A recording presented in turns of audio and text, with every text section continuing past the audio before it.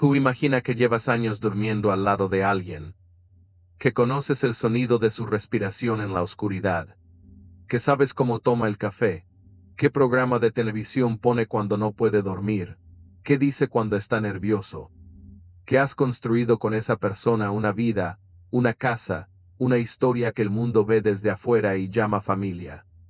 Y que un día, de la manera más ordinaria del mundo, algo se cae, algo se abre, algo aparece donde no debería estar, y en un instante todo lo que creías saber sobre esa persona se rompe de una manera que ningún psicólogo del mundo puede prepararte para vivir.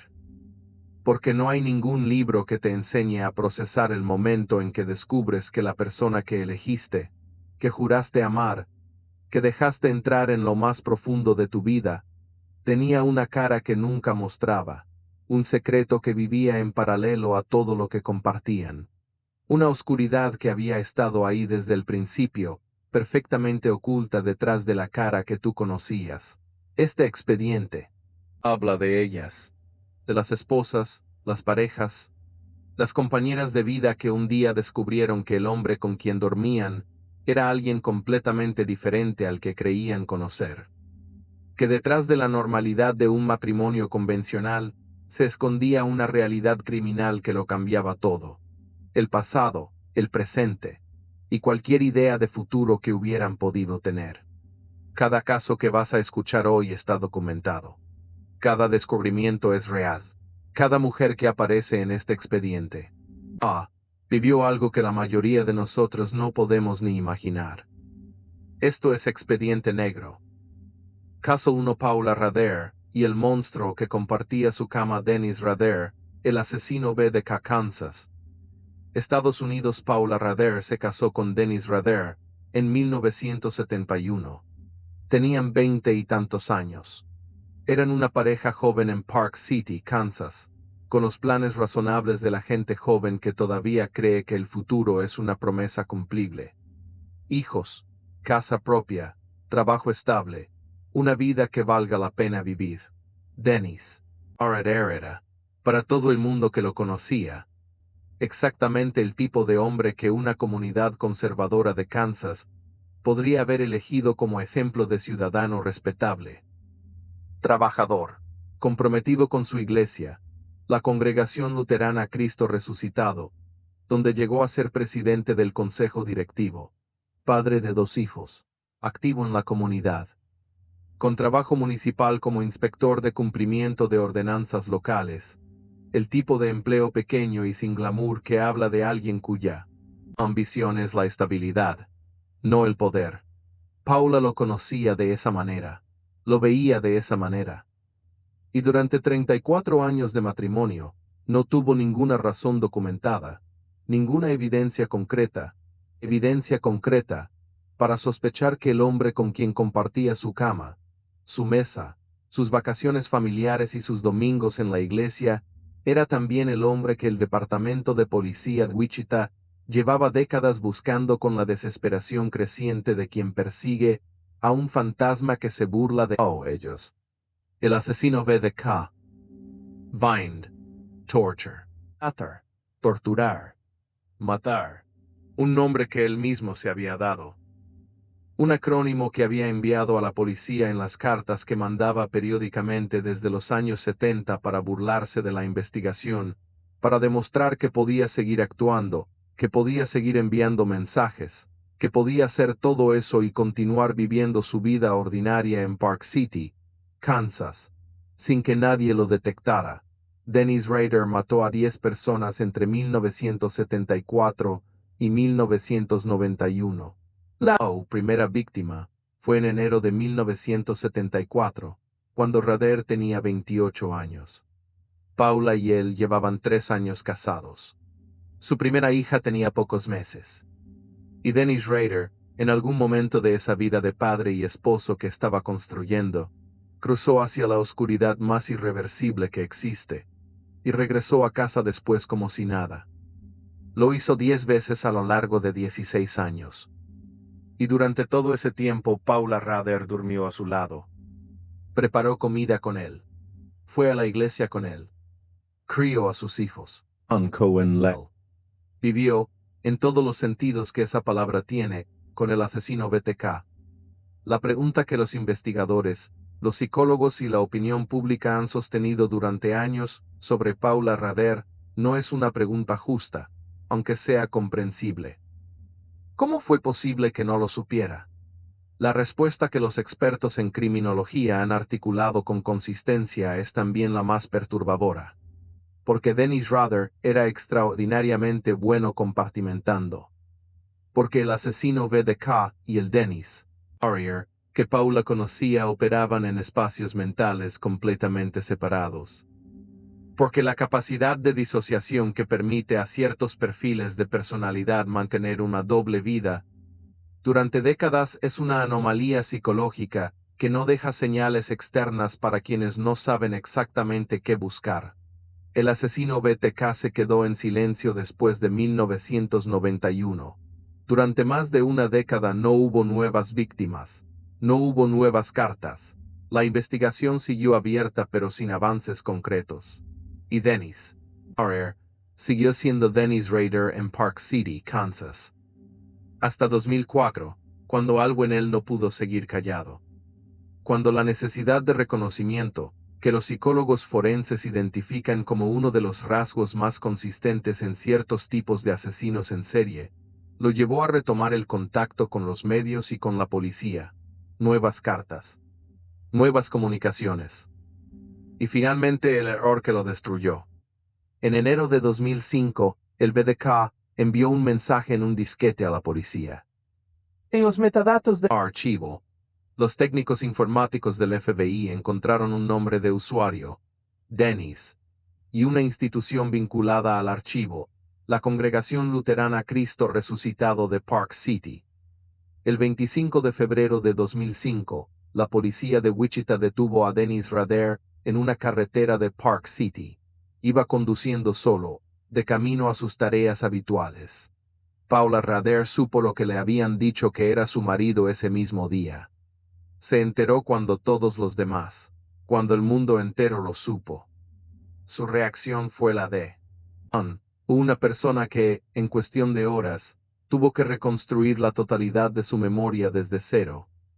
Cada recuerdo familiar, cada cumpleaños, cada domingo en la iglesia, cada noche durmiendo a su lado. Todo visto ahora a través de un cristal que lo distorsionaba todo de una manera que no tenía ni tiempo ni palabras para procesar. Paula Rader solicitó el divorcio inmediatamente.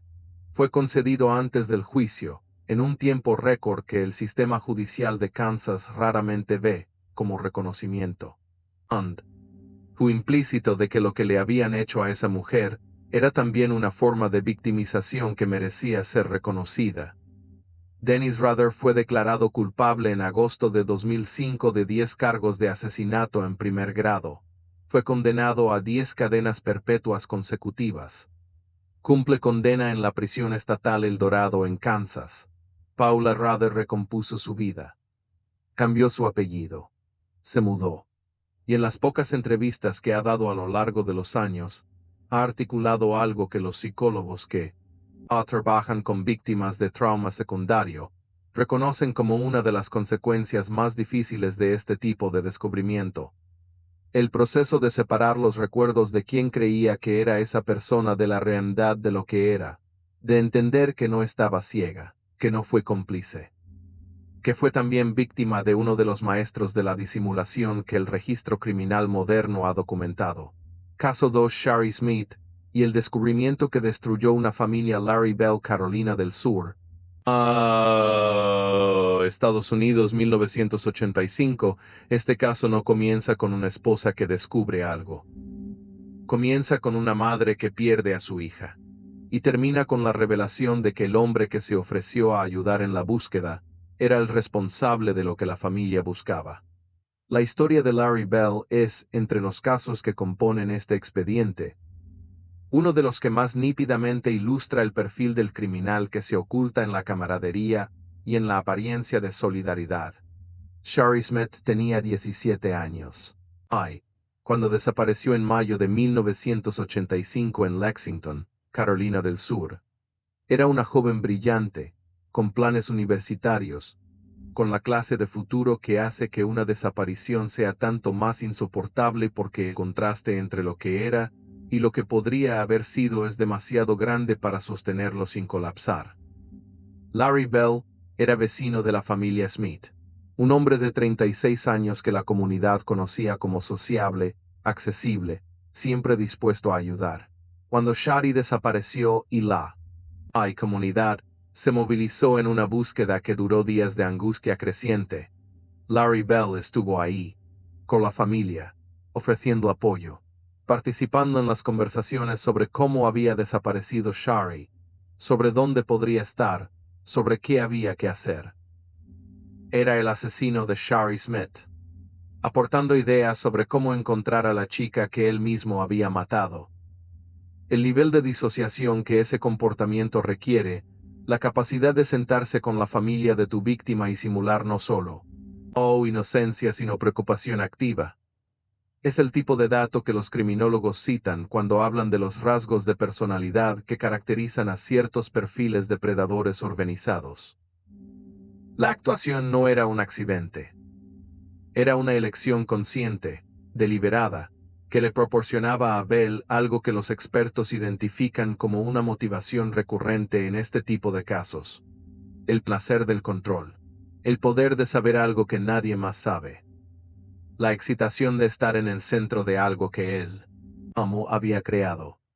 Bell fue identificado meses después, tras otra desaparición vinculada a él. Fue arrestado, juzgado y ejecutado en Carolina del Sur en 1996 por los dos asesinatos. Lo que el caso Bell añade al repertorio de este expediente es la dimensión comunitaria del horror. La idea de que el monstruo no siempre es un extraño. A veces es el vecino que aparece en los momentos de crisis con exactamente el tipo de presencia que uno necesita. La persona en quien la familia confía precisamente. Porque está ahí, porque ayuda, porque su cara de preocupación parece real.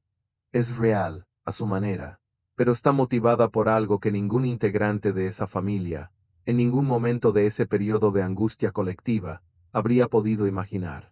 Caso 3: Carol Bundy, y el nombre que lo cambiaba todo: Ted Bundy, el asesino que sedujo al mundo Estados Unidos. Los 70 y los 99 pocas historias en la historia criminal del siglo XX ilustran con más claridad la capacidad del criminal de alto funcionamiento para construir relaciones íntimas genuinas, mientras opera en paralelo como asesino, que la historia de Ted Bundy y las mujeres que lo amaron.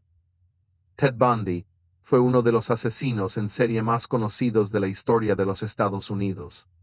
Inteligente, carismático, con un atractivo físico que se ha convertido en uno de los elementos más analizados y más perturbadores de su legado cultural. Fue estudiante de Derecho. Trabajó en una línea de crisis de salud mental. Tuvo relaciones románticas estables, con mujeres que lo describían como el compañero ideal. Y al mismo tiempo, entre mediados de los años 60 y 1978, mató a un número de mujeres que nunca fue completamente establecido, con estimaciones que oscilan entre 30 y más de 100 víctimas. Liz Cloefer fue quizás la mujer que más claramente representa el dilema de la pareja que descubre la verdad sobre el hombre que ama. Estudiante universitaria en Seattle cuando conoció a Bundy a finales de los años 60, mantuvo con él una de varios años que los dos describían, en sus distintas versiones, como genuinamente amorosa. Bundy era atento, intelectualmente estimulante, emocionalmente presente en los momentos que la relación requería. Y al mismo tiempo, en paralelo absoluto a esa relación, mataba. Lo que Liz Cloefer vivió con Bundy no fue solo la relación romántica. Fue también el proceso lento, doloroso, de acumulación de inconsistencias. Momentos en que Bundy desaparecía sin explicación convincente. Objetos en punto y su apartamento que no tenían lugar razonable. Comportamientos en los momentos de intimidad que la desconcertaban pero que ella se esforzaba por contextualizar dentro de la imagen que tenía de él, la imagen del hombre que amaba y en quien confiaba. Cloefer llegó a llamar a la policía, antes de que Bundy fuera arrestado, para reportar sus sospechas. La llamada fue registrada pero no condujo a una investigación inmediata. Las sospechas de una novia, sin evidencia física concreta, no eran más suficientes para el estándar probatorio de una investigación criminal activa. Bundy fue arrestado por primera vez en 1975, escapó 2 veces de la custodia, y fue finalmente detenido de manera definitiva en 1978. Fue ejecutado en la silla eléctrica en Florida, el 24 de enero de 1989. Liz Kloepfer escribió un libro sobre su experiencia con Bundy, publicado bajo pseudónimo, en el que articuló algo que ha resonado en la literatura sobre víctimas de este tipo de descubrimiento.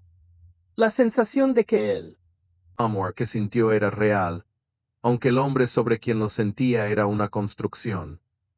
Que amó a una persona que no existía, o que existía de manera incompleta, diseñada específicamente para ser amada sin revelar lo que había debajo. Bundy, en las entrevistas que concedió en las semanas previas a su ejecución, habló extensamente sobre la pornografía violenta como detonador de su comportamiento. Sus declaraciones fueron utilizadas en debates legislativos y académicos durante décadas, pero también, en esas entrevistas emergió, entre líneas, la confirmación de algo que Kloepfer y las otras mujeres que lo habían amado ya sabían: que la cara que mostraba en sus relaciones era un instrumento tan cuidadosamente construido como cualquier otra herramienta que usara. Caso 4: Carol Ann Boone, y la boda en el tribunal Ted Bundy, y el matrimonio más perturbador de la historia, criminal. Si el caso de Liz Kloepfer representa a la mujer que descubrió la verdad sobre el hombre que amaba, el caso de Carol Ann Boone representa algo diferente, y en ciertos sentidos, más difícil de procesar. La mujer que conoció la verdad y decidió casarse de todas formas. Carol Ann Boone conoció a Ted Bundy antes de su arresto, cuando ambos trabajaban en el mismo departamento del gobierno del estado de Washington. Era una mujer inteligente, con criterio propio, y cuando Bundy fue arrestado, y comenzó el proceso judicial que eventualmente lo llevaría al corredor de la muerte, Carol Ann Boone no se alejó. Se acercó, asistió a sus juicios, le declaró amor, y en un momento que el mundo de la criminología ha analizado durante décadas como uno de los episodios más extraordinarios de la historia de los juicios criminales americanos, Ted Bundy la pidió en matrimonio desde el estrado durante su propio juicio. Ella aceptó en público, desde el tribunal, y bajo la ley de Florida vigente en aquel momento, esa declaración oral ante el juez constituía un matrimonio legal. Ted Bundy y Carol Ann Boone se casaron en un tribunal donde él estaba siendo juzgado por asesinato. Carol Ann Boone tuvo una hija durante el período en que Bundy estaba en prisión, una hija cuya paternidad biológica nunca fue confirmada oficialmente, pero que la mayoría de los observadores del caso atribuyeron a Bundy. Se desconoce exactamente cómo fue posible dentro del sistema penitenciario de Lozone, cuyas reglas prohibían las relaciones físicas entre reclusos y visitantes. Lo que es documentado es que la niña existía. El caso de Carol Ann Boone es estudiado en los cursos de psicología criminal como un ejemplo del fenómeno conocido como hibristofilia, la atracción romántica y sexual hacia personas que han cometido crímenes graves.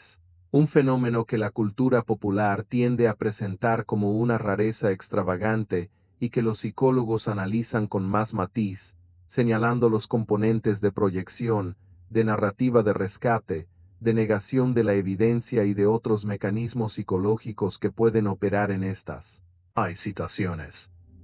Carol Ann Boone finalmente se alejó de Bundy en los últimos años de su reclusión, según reportes de personas cercanas al caso.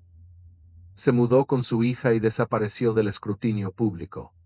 Ted Bundy fue ejecutado en 1989 con Carol Ann Boone fuera de su vida. Lo que quedó de esa historia es una de las preguntas más incómodas que el caso Bundy deja sobre la mesa. La del juicio que la sociedad hace sobre las mujeres que aman a hombres que el mundo ya sabe que son peligrosos. Un juicio que raramente considera los mecanismos psicológicos detrás de esas decisiones, con la misma seriedad con que analiza los crímenes en sí. Caso 5. Sharon Brudos y el taller que no podía ver. Harry Brudos, el asesino de Oregón, Estados Unidos. Planta de las 90, hay parejas en las que uno de los dos sostiene el peso total de la ficción, en las que el criminal construye una vida de apariencia tan cuidadosa que su propio entorno doméstico se convierte en un escenario diseñado para mantener alejadas las preguntas. Vaya, que de hacerse, lo habrían destruido. Jerry Brudos era electricista en Salem, Oregón. Tenía una esposa, Sharon, y 2 hijos pequeños. Vivían en una casa con jardín en un barrio residencial. Desde afuera, era la imagen de la familia ordinaria de clase trabajadora americana de finales de los años 60. Jerry Brudos tenía también un taller en el garaje de la casa. Un espacio que consideraba suyo, privado, donde pasaba horas. Sharon tenía instrucciones explícitas de no entrar al taller. Esa era una de las reglas de la casa que Brudos había establecido desde el principio y que Sharon, en el contexto de un matrimonio donde los roles domésticos estaban claramente delimitados y donde la autoridad del marido sobre ciertos espacios era una convención de la época, respetaba. Lo que Harry Brudos hacía en ese taller entre 1968 y 1969 fue descubierto cuando la investigación de una serie de asesinatos de mujeres jóvenes en Oregón condujo finalmente hasta él. El taller era donde guardaba evidencias de los crímenes, donde había construido su propio espacio de horror privado, a metros de su esposa y sus hijos, a metros de la vida familiar que él mismo había diseñado como escudo. Cuando Sharon Brudos supo la verdad, llevaba años viviendo en la misma casa, respirando el mismo aire, sin tener acceso físico o psicológico a lo que el hombre con quien había construido esa vida hacía en el taller que le había dicho que no tocara. La regla sobre el taller, esa que parecía simplemente la excentricidad de un hombre trabajador que quería un espacio propio, era en realidad la arquitectura fundamental de la mentira en la que Sharon había vivido sin saberlo. Jerry Brudos fue arrestado en 1969. Fue declarado culpable de 4 asesinatos. Falleció en prisión en 2006, sin haber revelado completamente todo lo que había ocurrido en aquel taller de Salem. Sharon Brudos cooperó con la investigación desde el momento en que supo la verdad. Los investigadores confirmaron que no había participación ni conocimiento previo de su parte. Era, en el sentido más completo del término, una víctima de una mentira que no tenía herramientas para detectar, porque la mentira había sido diseñada específicamente para ella. Caso 6. Shari Rosen y la doble vida en Nueva Jersey. Claudio Goncalves, el hombre de 2 familias, Estados Unidos, 2012. No todos los secretos que las esposas descubren son de naturaleza violenta. Algunos son de una naturaleza diferente que, sin embargo, destruye vidas, con una eficiencia comparable. Shari Rosen vivía en Nueva Jersey con su marido y sus 3 hijos. Tenían una empresa familiar. Tenían una hipoteca. Tenían los planes razonables de una familia de clase media que trabaja para construir algo estable. Shari describía su matrimonio, antes del descubrimiento, como imperfecto pero sólido, como el tipo de relación que tiene sus altibajos pero que fundamentalmente funciona. Lo que Shari no sabía era que su marido tenía otra familia, no una aventura, una relación ocasional. Una familia completa, con otro nombre en otra ciudad, con otra mujer y otros hijos que vivían también creyendo ser la familia real. El descubrimiento se produjo de la manera en que estos descubrimientos suelen producirse en la era digital. Un mensaje de texto, un número que no estaba en los contactos, una explicación que no encajaba. Y el hilo que se empieza a tirar con la mano temblorosa porque una parte de ti ya sabe lo que vas a encontrar al otro extremo. Lo que Shari encontró fue más de lo que podía haber anticipado. Otra mujer que creía ser su esposa. Otros hijos que crecían con el mismo padre. con las mismas historias sobre los mismos viajes de trabajo que en realidad eran los días que pasaba con la otra familia. Un sistema de mentiras tan elaborado, con cuentas bancarias separadas, con teléfonos distintos, con calendarios perfectamente coordinados, que los investigadores que estudiaron el caso compararon su complejidad logística con la de una operación empresarial de tamaño medio. El caso de Shari Rosen es representativo de un fenómeno que en los Estados Unidos, los investigadores privados y los abogados de divorcios identifican como más común de lo que la sociedad reconoce. Las dobles familias. Hombres, y en menor medida mujeres, que durante años mantienen dos vidas paralelas en geografías suficientemente separadas para minimizar el riesgo de descubrimiento, con la energía y el cinismo que requiere sostener esa dualidad durante periodos que en algunos casos documentados se extienden durante décadas. La diferencia entre este caso y los anteriores es que el daño, aunque devastador en términos personales, familiares y económicos, no fue criminal en el sentido del Código Penal. La bigamia es un delito en la mayoría de los estados americanos, pero la persecución activa es rara.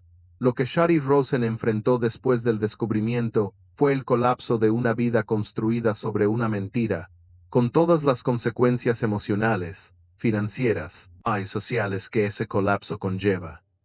La otra mujer vivió el mismo colapso. Los hijos de ambas familias crecieron con el mismo hombre que era, en cada familia, un padre diferente.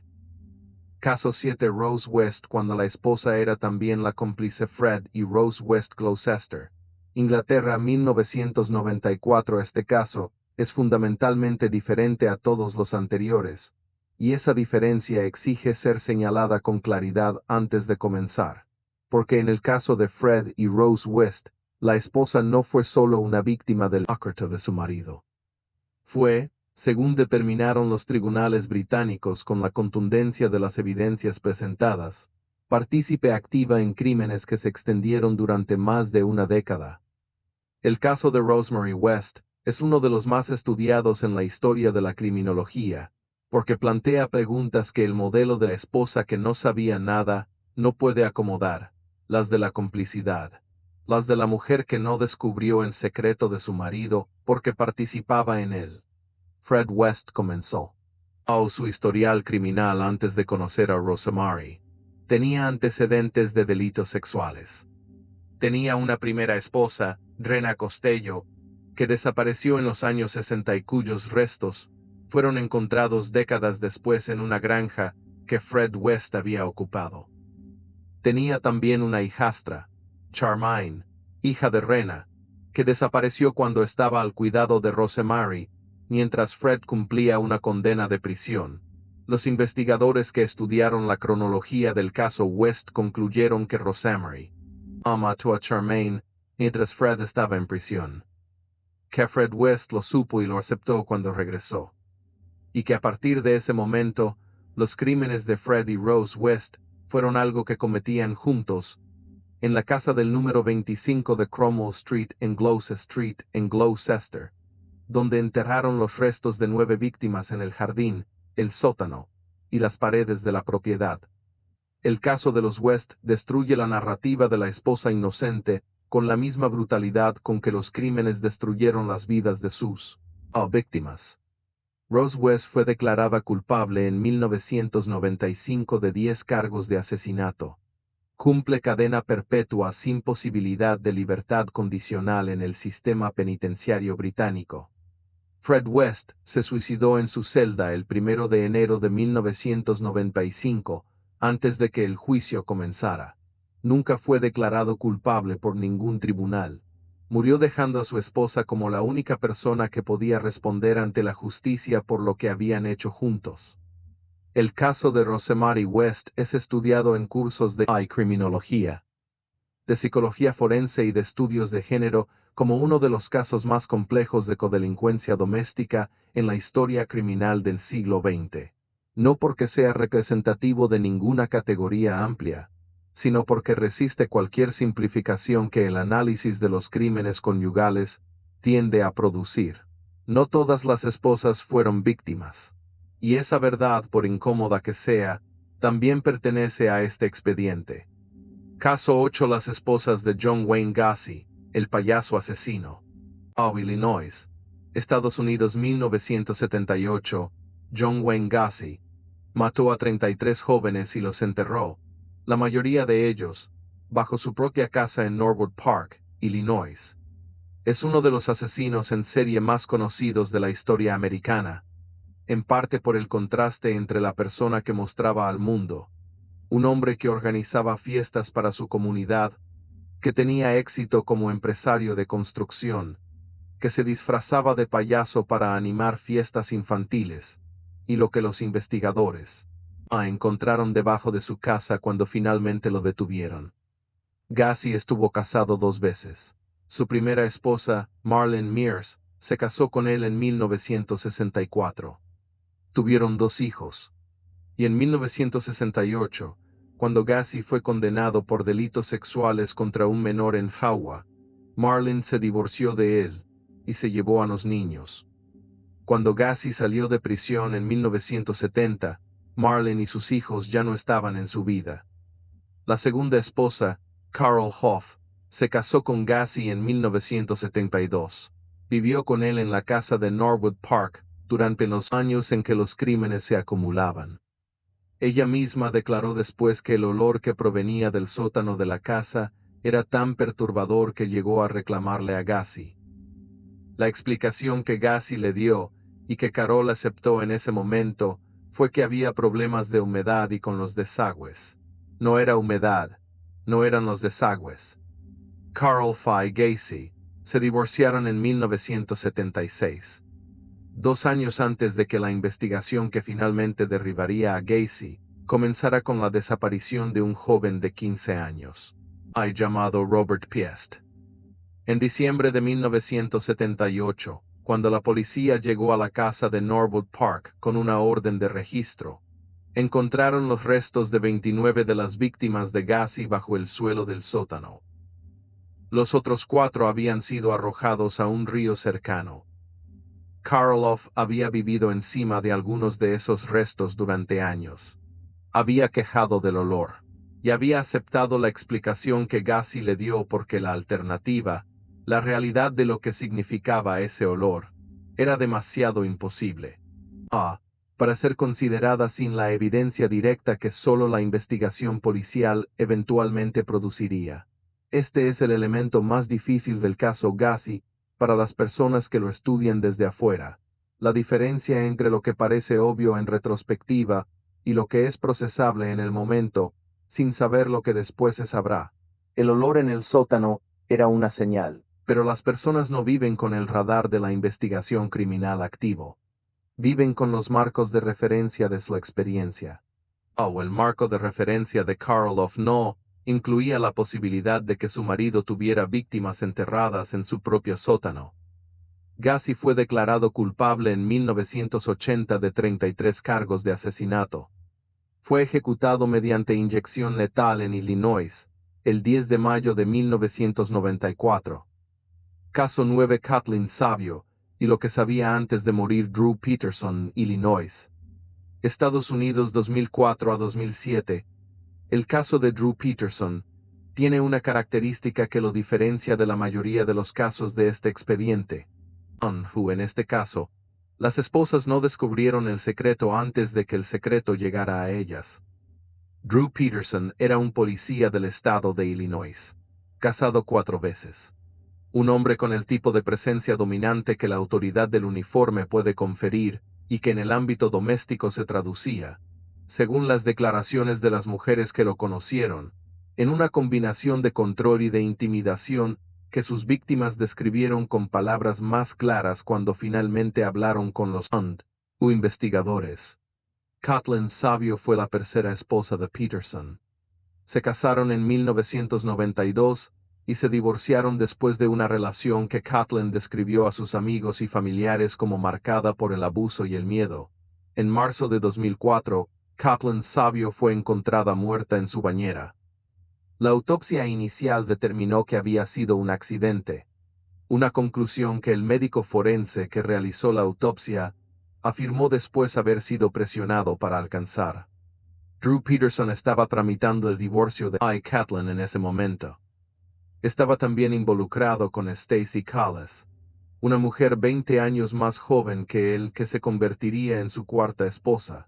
Stacy Peterson, de 21 años, desapareció en octubre de 2007. Drew Peterson declaró que su esposa lo había abandonado, que simplemente se había ido, que había decidido irse con otro hombre. La desaparición de Stacy activó una investigación que condujo también a la reapertura del caso de Kathleen Savio. El cuerpo de Kathleen fue exhumado.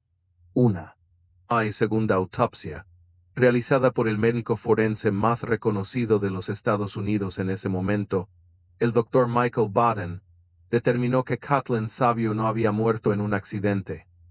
Había sido ahogada. Drew Peterson fue arrestado en 2009. El juicio que siguió fue uno de los más mediáticos de la historia reciente de Illinois, en parte porque la evidencia principal contra Peterson eran los testimonios sobre las declaraciones que Kathleen y Stacy habían hecho en vida a personas de su o entorno, declaraciones en las que describían el miedo que sentían hacia Drew Peterson.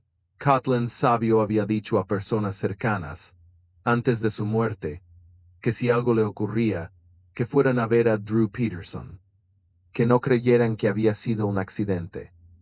En 2012, Drew Peterson fue declarado culpable del asesinato de Kathleen Savio. Fue condenado a 38 años de prisión. El cuerpo de Stacy Peterson nunca ha sido encontrado. Su caso sigue oficialmente abierto.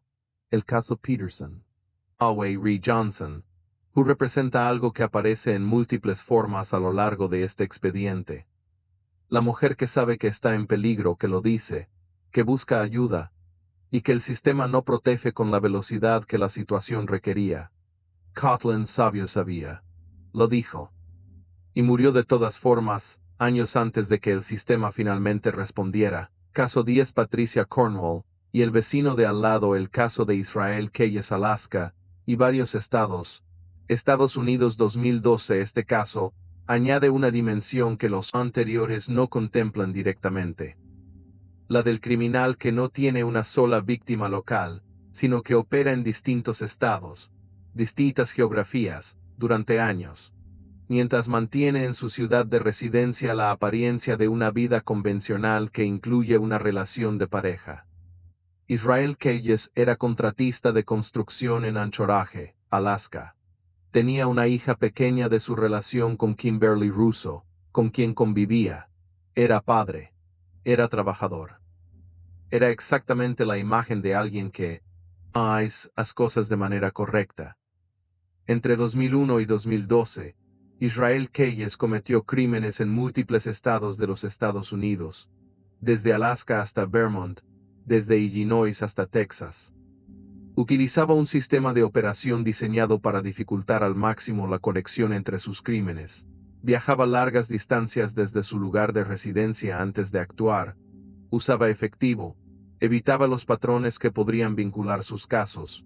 Y en algunos casos había enterrado con anticipación materiales y recursos en distintas localizaciones del país para usarlos cuando los necesitara, con una planificación logística que el FBI describió como sin precedentes en su experiencia con asesinos en serie. El FBI tenía a Keyes en su radar desde que arrestaron a una persona vinculada a uno de sus crímenes, pero durante meses, la investigación fue un laberinto. Keyes no encajaba en ningún perfil estándar, porque su sistema de operación estaba específicamente diseñado para que no encajara. Fue arrestado en marzo de 2012 en Texas, conectado con el homicidio de Samantha Koenig, una joven barista de Anchorage que había desaparecido meses antes. Kimberly Russo, la pareja con quien convivía en Anchorage, supo lo que era Israel Keyes cuando el mundo lo supo. No había señales que su sistema hubiera generado dentro del espacio doméstico que compartían. Keyes había mantenido su vida como padre y pareja completamente separada de lo que hacía en sus viajes de trabajo. Israel Keyes se suicidó en su celda en Monnier. Diciembre de 2012, antes de que el juicio completo pudiera desarrollarse. Había comenzado a cooperar con el FBI, revelando detalles sobre sus crímenes, pero murió dejando sin responder muchas de las preguntas más importantes sobre el alcance completo de lo que había hecho.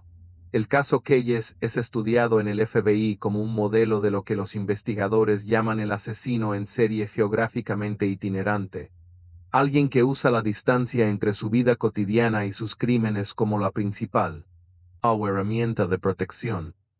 Para Kimberly Russo, esa distancia fue también la razón por la que vivió años sin saber lo que sabía el FBI, que el padre de su hija era alguien cuya verdadera identidad solo emergió cuando ya no había ninguna manera de contenerla. Caso 11 Lori Vallow y el marido que también tenía secretos, el caso de Chad Daybell y la secta del fin del mundo Idaho, Estados Unidos 2019 a 2023. Este caso tiene una particularidad que lo distingue de todos los anteriores. Aquí, la esposa no era solo víctima del secreto de su marido. Era también la protagonista de su propia oscuridad. Pero la historia de los que los conocían, de los que vieron sin ver, de las instituciones que fallaron, sigue siendo tan relevante para este expediente como cualquiera de los casos anteriores. Chad Daybell era escritor de libros de temática religiosa en la tradición de ciertos movimientos apocalípticos del mormonismo independiente.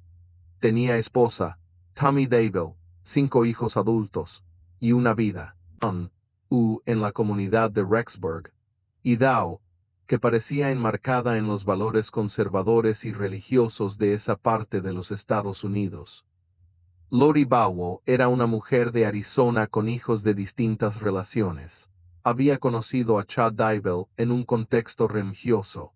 Entre los dos habían desarrollado un sistema de creencias que los investigadores, que lo reconstruyeron después, describieron como una doctrina apocalíptica que justificaba acciones extraordinarias en nombre de una misión espiritual. En octubre de 2019, Tammy Daybell, la esposa de Chad, murió inesperadamente. Tenía 49 años y estaba aparentemente sana. Su muerte fue certificada inicialmente como causa natural. 2 semanas después, Chad Daybell y Lori Vallow se casaron en una ceremonia en Hawái.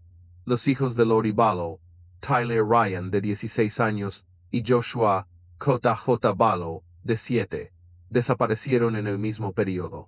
Cuando la policía fue a preguntar por ellos, Lori y Chad no tenían explicaciones satisfactorias. Los cuerpos de los 2 niños fueron encontrados en junio de 2020, enterrados en la propiedad de Chad Daybell en Idaho. El cuerpo de Tammy Daybell fue exhumado. La segunda autopsia determinó que había muerto envenenada. El juicio de Chad Daybell y Lori Vallow fue uno de los más seguidos de los últimos años en los Estados Unidos. En 2024, Chad Daybell fue declarado culpable de 3 cargos de asesinato en primer grado, incluyendo los 2 niños y su primera esposa Tammy. Lori Vallow había sido declarada culpable previamente de los mismos crímenes.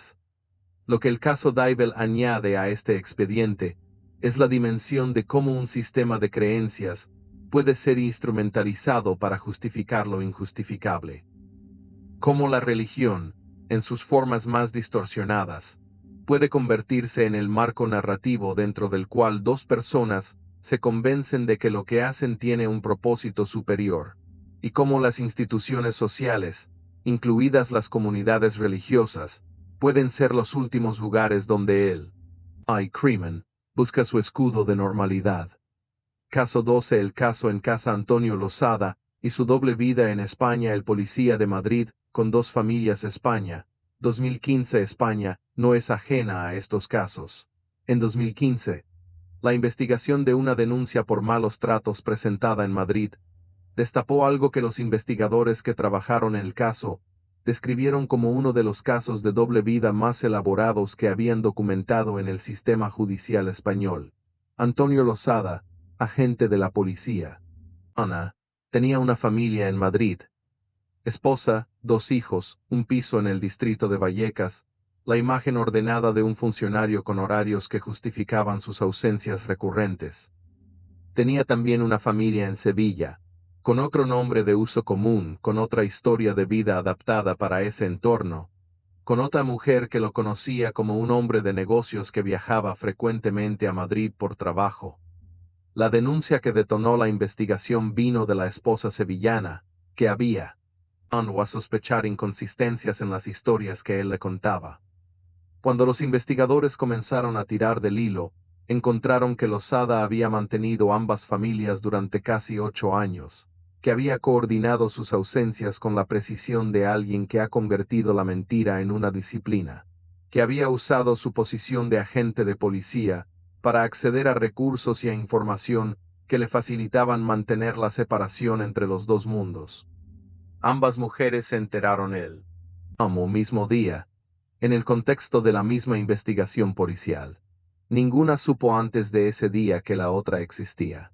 Los cargos contra Losada incluyeron bigamia, fraude y uso indebido de recursos públicos. Fue condenado. Fue separado del cuerpo de policía. Y las dos mujeres que habían construido sus vidas, creyendo ser sus únicas esposas, tuvieron que reconstruir esas vidas desde los cimientos. El caso Losada no tiene la dimensión de violencia que otros casos de este expediente presentan. Pero el daño que produjo fue tan real y tan profundo como el de muchos crímenes que el Código Penal tipifica con más gravedad. La traición sistemática de la confianza de dos personas durante casi una década, con los recursos emocionales, económicos y psicológicos que eso requirió por parte de él, y el coste que tuvo para ellas cuando la mentira finalmente se derrumbó. Caso 13 Grace Packer y el hombre que nadie vio venir Jacob Sullivan y Sarah Packer Pensilvania, Estados Unidos 2016, este caso cierra el círculo de las formas que puede tomar el secreto marital, con uno de los más perturbadores de los que este expediente documenta, no por su tipología criminal específica, sino por el rol que la institución familiar jugó como escudo. Sarah Packer y Jacob Sullivan eran pareja, vivían en Pensilvania. Sarah era madre adoptiva de una adolescente llamada Grace Packer, de 14 años. Y Jacob Sullivan era quien había propuesto y organizado la desaparición y muerte de Grace, con la participación de Sarah. Grace Packer fue asesinada en julio de 2016. Su cuerpo fue encontrado meses después, en octubre del mismo año, en el condado de Lucerne. Los investigadores determinaron que Grace había sido víctima de crímenes, que el juez que presidió el caso describió en la sentencia con los términos más severos disponibles en el lenguaje jurídico americano. Jacob Sullivan fue arrestado en diciembre de 2016 e intentó suicidarse. Sobrevivió. En 2018, fue declarado culpable de asesinato en primer grado. Fue condenado a muerte. Sarah Packer se declaró culpable y cooperó con la fiscalía a cambio de una condena de cadena perpetua, sin posibilidad de libertad condicional. Lo que el caso de Grace Packer revela para el propósito de este expediente es algo que los sistemas de protección a la infancia han intentado articular durante décadas sin terminar de encontrar los mecanismos efectivos para responder a ello. Que el vínculo entre una persona y otra, en el ámbito doméstico, puede ser el instrumento de daño más eficaz precisamente porque es el que el sistema de protección asume como el más seguro. El espacio doméstico es el más difícil de vigilar. El matrimonio, la pareja, la familia, son instituciones en las que la sociedad deposita una confianza estructural que los criminales de este tipo explotan con 1900 simoneses. De control externo raramente pueden contrarrestar antes de que el daño ya esté hecho. Grace Packer merecía ser protegida. El sistema que debía protegerla la falló. De la manera más irreversible posible. Lo que estos casos dicen sobre nosotros: 13 casos. 13 situaciones en las que el espacio doméstico más íntimo, el matrimonio, la convivencia, la confianza construida durante años, fue el territorio donde el horror encontró su mejor escudo. Los criminólogos que estudian estos casos de manera comparada señalan varios patrones que emergen con una consistencia que resiste la variedad geográfica, cultural y criminal de los diferentes expedientes. El primero, ahí es la compartimentación. En prácticamente todos los casos de este expediente donde el cónyuge era genuinamente ignorante de lo que el otro hacía, el criminal había desarrollado una capacidad de mantener separadas las distintas esferas de su vida con una rigor que los psicólogos forenses asocian con ciertos rasgos de personalidad, no todos ellos diagnosticables bajo las categorías psiquiátricas convencionales. La compartimentación no requiere una patología clínica para funcionar. Requiere práctica, determinación, y la disposición a construir y mantener una mentira indefinidamente. El segundo patrón es la utilidad funcional de la apariencia doméstica. Los investigadores que reconstruyeron las vidas de Dennis Rader, de Sherry Brudos, de John Wayne Gacy, señalan que la presencia de una familia convencional actuaba como un escudo social de primera categoría. Un hombre casado, con hijos, con responsabilidades domésticas visibles, es menos probable objetivo de sospecha que alguien que vive aislado. La normalidad familiar era parte de la estrategia de protección, aunque los criminales raramente la articulen en esos términos. El tercero, y quizás el más importante para las implicaciones políticas y sociales que emergen de estos casos, es la cuestión de las señales que el sistema falló en ver. En varios de los casos de este expediente, había información disponible antes del descubrimiento final que, procesada de manera diferente, podría haber acortado el período de impunidad. Los que percibieron algo pero no supieron a quién decírselo. Declaraciones a la policía que fueron registradas pero no investigadas con la urgencia que la situación requería. Decisiones institucionales que priorizaron la protección de la privacidad doméstica sobre la investigación de indicios de peligro. Esto no es una crítica al sistema policial en general. Es un reconocimiento de que los sistemas están diseñados para responder a lo que ya ocurrió con más efectividad que para prevenirlo. Que está ocurriendo pero aún no es visible desde afuera. El costo invisible. Las mujeres tuvieron reconstruir todo. Hay un elemento de todos estos casos que las crónicas periodísticas y los procesos judiciales tienden a minimizar en favor de los detalles del crimen y de la personalidad del criminal. El costo que el descubrimiento tuvo para las mujeres que lo vivieron. Paula Rader tuvo que reconstruir 34 años de memoria. Tuvo que revisar cada recuerdo de su matrimonio aves del cristal de lo que sabía ahora sobre el hombre con quien lo había vivido. Tuvo que responder a las preguntas de sus hijos. Tuvo que cambiar su nombre y moverse de la ciudad donde había construido toda su vida adulta. Tuvo que encontrar una manera de seguir existiendo después de que la identidad que había construido como esposa y madre quedó destruida de la manera más radical. Sharon Brudos tuvo que explicarle a sus hijos pequeños por qué su padre no iba a volver a casa. Tuvo que cooperar con una investigación que la trataba, necesariamente, con la cautela que se aplica a todos los que están cerca del principal sospechoso, hasta que se determina con certeza que no hay participación. Tuvo que reconstruir su vida económica, social y emocional, sin la red de apoyo que un matrimonio de varios años había construido. Las esposas de John Wayne Gacy tuvieron que cargar con la asociación a un nombre que en la cultura popular se convirtió en sinónimo de horror, sin haber hecho nada para merecer esa asociación. Los psicólogos que trabajan con víctimas de este tipo de descubrimiento hablan de un trauma específico que no tiene nombre reconocido en los manuales de diagnóstico convencionales, pero que opera con la misma eficiencia destructiva que los traumas que sí están catalogados. El trauma de la traición fundamental. El de descubrir que la realidad en la que has vivido no era la realidad. Que la persona más cercana a ti era alguien diferente al que creías conocer. Que el amor que sentiste fue real, pero que el objeto de ese amor era, en parte o en todo, una construcción. Ese trauma no tiene la dramaticidad visible de la violencia física. No tiene las marcas externas que la sociedad reconoce y a las que responde con protocolos establecidos. Pero es tan real y tan devastador como cualquier otra forma de trauma que el sistema de salud mental trata.